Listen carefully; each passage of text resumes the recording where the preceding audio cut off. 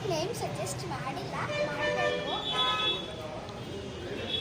ನಮ್ಮ ಪಪ್ಪಂಗೆ ಆ್ಯಕ್ಚುಲಿ ಕಾಣಿಸುತ್ತೆ. ನಮ್ಮ ಪಪ್ಪಂಗೆ ಯಾರು ತೊಗೊಂಡಿದ್ದಾರೆ ಗೊತ್ತಾ? ಬನ್ನಿ ತೋರಿಸ್ತೀನಿ.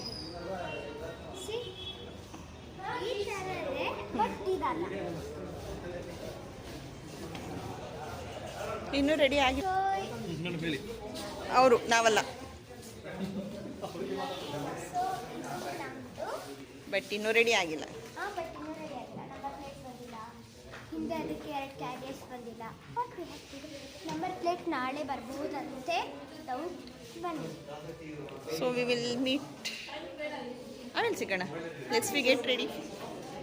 ಅದು ಪೂರ್ತಿ ಸರ್ಪ್ರೈಸ್ ಆಗಿ ರೆಡಿ ಆಗುತ್ತೆ. ಮಾಡ್ಕೊಳ್ತೀನಿ ಏನಂತ ಹೋಗ್ತಾರೆ.